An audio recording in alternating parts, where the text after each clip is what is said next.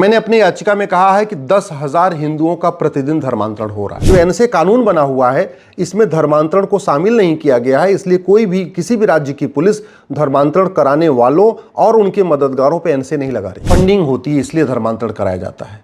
मिशनरियों को भी फंडिंग होती है, जिहादियों को भी फंडिंग होती है, खाड़ी देशों से हवाला के जरिए फंडिंग होती है। जिन सांसदों ने शपथ लिया है कि हम भारत की रक्षा करेंगे, हम भारत की एकता अखंडता की रक्षा करेंगे, भारत की संस्कृति की रक्षा करेंगे, भारत की परंपराओं की रक्षा करेंगे, वही लोग धर्मांतरण होते रहना चाहिए, मेरी पीआईएल डिसमिस होनी चाहिए, वो सुप्रीम कोर्ट में हमारी पीआईएल का विरोध कर रहे हैं। धर्मांतरण कराने वाले मिशनरियों जिहादियों को फंडिंग कराने के लिए कांग्रेस ने 2010 में एक कानून बनाया था, इसका नाम है एफसीआरए। तो जब तक ये कानून चलता रहेगा तब तक फंडिंग आती रहेगी, जब तक फंडिंग आती रहेगी तब तक धर्मांतरण होता रहेगा। कि धर्मांतरण अपने आप में इनडायरेक्ट वॉर है, वेजिंग वॉर है। हिंदुस्तान के 9 राज्यों में हिंदू खत्म हो चुके हैं। अगर जिले वाइज देखिए तो 800 जिलों में से 200 जिलों में हिंदू खत्म हो चुके हैं, यानी 25% राज्यों में हिंदू खत्म हो गए, 25% जिलों में हिंदू खत्म हो गए, 25% तहसीलों में हिंदू खत्म हो गए। तो सरकार को धर्मांतरण कराने वाले मिशनरियों और जिहादियों पे एनएसए लगाना चाहिए, यूएपीए लगाना चाहिए, वेजिंग वॉर की धारा लगाना चाहिए, गैंगस्टर एक्ट लगाना चाहिए, इनके खिलाफ देशद्रोह की धारा लगाना चाहिए। मैंने सुप्रीम कोर्ट में पीआईएल फाइल किया है कि धर्मांतरण को रोका जाए और माननीय सुप्रीम कोर्ट पे उस पर अगले सप्ताह सुनवाई होने वाली है। केंद्र सरकार के अलावा सभी राज्य सरकारों को नोटिस जारी हो रखा है। मैंने अपनी याचिका में कहा है कि 10,000 हिंदुओं का प्रतिदिन धर्मांतरण हो रहा है और धर्मांतरण एक राष्ट्रीय समस्या है। धर्मांतरण किसी एक राज्य में नहीं हो रहा है बल्कि पूरे देश में हो रहा है, इसलिए धर्मांतरण रोकने के लिए केंद्रीय स्तर पर कानून की आवश्यकता है। मैंने ये भी कहा है कि धर्मांतरण अपने आप में ये हमारी राष्ट्र की सुरक्षा के लिए खतरा है और जो राष्ट्र की सुरक्षा के लिए खतरा है उससे निपटने के लिए हमारे पास एक कानून है, नेशनल सिक्योरिटी एक्ट। लेकिन राष्ट्र की इसमें राष्ट्र की जो एनएसए कानून बना हुआ है इसमें धर्मांतरण को शामिल नहीं किया गया है, इसलिए कोई भी किसी भी राज्य की पुलिस धर्मांतरण कराने वालों और उनके मददगारों पर एनएसए नहीं लगा रही है। मैंने अपनी याचिका में यह भी कहा है कि धर्मांतरण अपने आप में एक अनलॉफुल एक्टिविटी है और जो अनलॉफुल एक्टिविटी है उससे निपटने के लिए हमारे पास एक कानून है, यूएपीए है। लेकिन किसी भी राज्य की पुलिस धर्मांतरण कराने वालों और उनके मददगारों पे यूएपीए नहीं लगा रही है, क्योंकि हमने इसमें अनलॉफुल एक्टिविटी में जो अपराधों की लिस्ट है उसमें धर्मांतरण को शामिल नहीं किया। हमने ये भी कहा है कि धर्मांतरण अपने आप में इनडायरेक्ट वॉर है, वेजिंग वॉर है। मुगल यहां आए थे धर्मांतरण कराने, अंग्रेज यहां आए थे धर्मांतरण कराने, मुगलों ने आके यहाँ पे इस्लाम को फैलाया, अंग्रेजों ने आके यहाँ क्रिश्चियनिटी को फैलाया और नतीजा ये हो गया कि आज की डेट में हम 9 राज्यों में ख़त्म हो चुके हैं। हिंदुस्तान के 9 राज्यों में हिंदू खत्म हो चुके हैं। अगर जिले वाइज देखिए तो 800 जिलों में से 200 जिलों में हिंदू खत्म हो चुके हैं। हिंदुस्तान में कुल 6000 तहसीलें हैं और उसमें से 1500 तहसीलों की डेमोग्राफी बदल गई है, यानी 1500 तहसीलों से भी हिंदू खत्म हो गए। यानी 25% राज्यों में हिंदू खत्म हो गए, 25% जिलों में हिंदू खत्म हो गए, 25% तहसीलों में हिंदू खत्म हो गए। और जो पुराना वाला आईपीसी था उसमें भी वेजिंग वॉर की धारा थी और नए वाले ये जो बीएनएस बना इसमें वेजिंग वॉर की धारा है। लेकिन वेजिंग वॉर में धर्मांतरण को शामिल नहीं किया गया है, इसलिए किसी भी राज्य की पुलिस धर्मांतरण कराने वाले मिशनरियों, जिहादियों और उनके मददगारों पे वेजिंग वॉर की धारा नहीं लगा रही है। मैंने ये भी कहा है कि जो धर्मांतरण है ये कोई एक व्यक्ति नहीं करता, एक पूरा ऑर्गेनाइजेशन होता है, इसमें कई लोग शामिल होते हैं और बड़ा स्ट्रक्चर्ड वे में होता है, ऑर्गेनाइज्ड वे में होता है।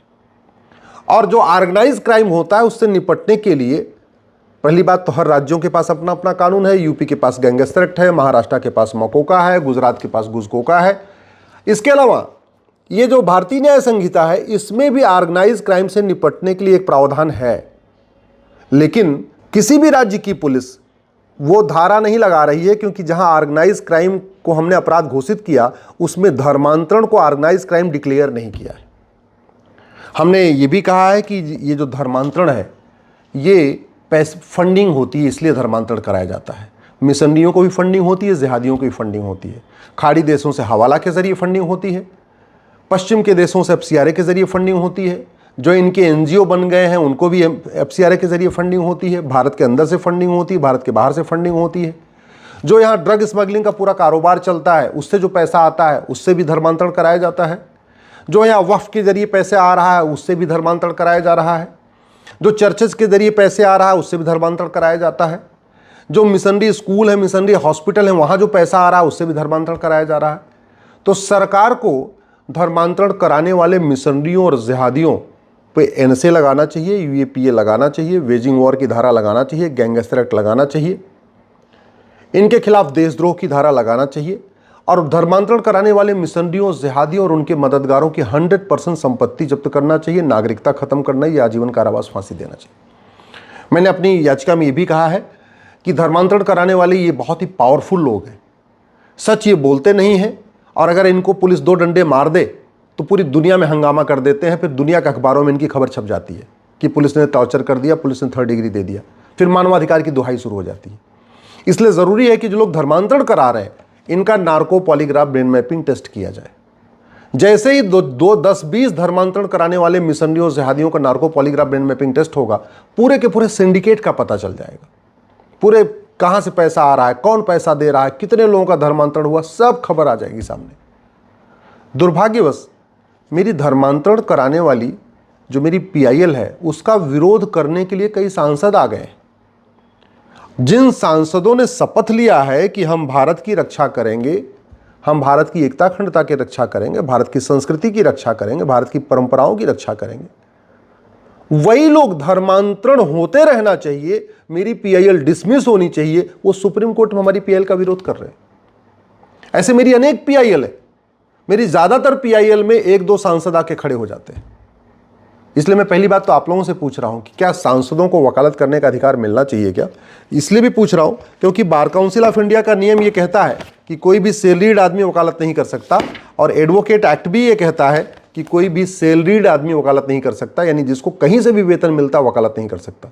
इसके बावजूद सांसद वकालत कर रहे हैं और जितने भी मेरी पीआईएल है उसका विरोध करने आ रहे हैं। जो भी मेरी पीआईएल सनातन के हित में है, राष्ट्र के हित में है, देश की एकता अखंडता के हित में है, जो भी मेरी पीआईएल विदेशी कुरीतियों को खत्म करने के लिए है, जो मेरी पीआईएल विदेशी कुप्रथाओं को खत्म करने के लिए है, उन सब का विरोध करने कोई न कोई, किसी में 1 सांसद आते हैं, किसी में 2 सांसद आते हैं, किसी में 3 सांसद आते हैं और सांसदों को वेतन, भत्ता, गाड़ी, बंगला, पेंशन सब कुछ जनता के टैक्स के पैसे से मिलता है। इसलिए पहली बात तो मेरी मांग ये है, माननीय प्रधानमंत्री जी, लोकसभा अध्यक्ष जी, राष्ट्रपति जी, उपराष्ट्रपति जी, सांसदों के दूसरा काम करने पे कंप्लीट रोक लगाएं, एक नया कानून बनाएं।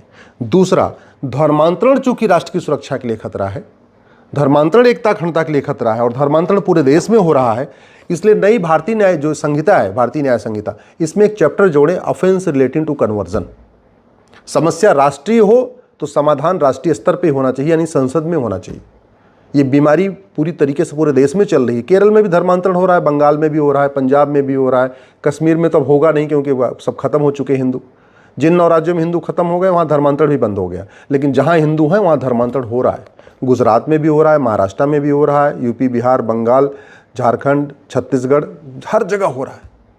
तो एक नया इसमें चैप्टर जोड़ा जाए, ऑफेंस रिलेटिंग टू कन्वर्जन, और धर्मांतरण कराने वाले मिशनरियों, धर्मांतरण को राष्ट्र की सुरक्षा के लिए खतरा घोषित किया जाए, धर्मांतरण को देश की एकता अखंडता के लिए खतरा घोषित कर दिया जाए, धर्मांतरण को देशद्रोह घोषित कर दिया जाए, धर्मांतरण को एक संगठित अपराध घोषित कर दिया जाए और धर्मांतरण को वेजिंग वॉर डिक्लेयर कर दिया जाए। लेकिन धर्मांतरण तब रुकेगा जब सबसे पहले 1861 का पुलिस एक्ट खत्म होगा और एक पुलिस चार्टर लागू होगा, पूरे देश में 1 नेशन 1 पुलिस कोड होगा, पूरे देश में एक यूनिफॉर्म पुलिस कोड होगा। नहीं तो जहां जिन राज्यों में कुछ राज्यों की सत्ता ऐसी होगी जो चाहेगी धर्मांतरण होता रहे, तो वो तो नहीं काम करेंगे। तो जब तक पुलिस स्वतंत्र और निष्पक्ष नहीं होगी, जब तक पुलिस सत्ता के इशारे पे नहीं नाचे, सत्ता के गुलाम नहीं रहे, सत्ता से स्वतंत्र नहीं होगी, तब तक धर्मांतरण रोक पाना मुश्किल है। धर्मांतरण रोकना है तो ज़रूरी ये भी है कि सिटीजनशिप एक्ट बनाए, जो एक्ट, इसमें संशोधन किया जाए और धर्मांतरण कराने वाले मिशनरियों, जिहादियों, उनकी मददगारों की नागरिकता खत्म किया जाए। धर्मांतरण रोकना है तो ये बेनामी प्रॉपर्टी एक्ट को हमें मजबूत बनाना पड़ेगा, क्योंकि धर्मांतरण कराने वाले मिशनरियों, जिहादियों को बेनामी प्रॉपर्टी, उनके पास करोड़ों की बेनामी प्रॉपर्टी, इनको खूब बेनामी इनको आता है लेन देन, वो तभी रुकेगा जब ये कानून बदला जाए। धर्मांतरण तभी रुकेगा जब ब्लैक मनी एक्ट को बदल के काला धन को बंद किया जाए। पूरी की पूरा जितने भी काले काम होते हैं वो सब काले धन से होते हैं, चाहे वो धर्मांतरण हो, चाहे वो जासूसी हो, चाहे वो गद्दारी हो, चाहे नशा तस्करी का काम हो, चाहे मानव तस्करी का, जो भी काम, चाहे माओवादियों की फंडिंग है, नक्सलियों, सब काले धन से होती है। वो तभी रुकेगा जब ये कानून ठीक से बदला जाएगा। धर्मांतरण कराने वाले मिशनरी और जिहादियों की फंडिंग हवाला के जरिए होती है और इसलिए होती है कि हमारा हवाला विरोधी कानून बहुत सड़ा हुआ है, घटिया कानून है। धर्मांतरण कराने वाले मिशनरियों जिहादियों को फंडिंग कराने के लिए कांग्रेस ने 2010 में एक कानून बनाया था, इसका नाम है FCRA। तो जब तक ये कानून चलता रहेगा तब तक फंडिंग आती रहेगी, जब तक फंडिंग आती रहेगी तब तक धर्मांतरण होता रहेगा।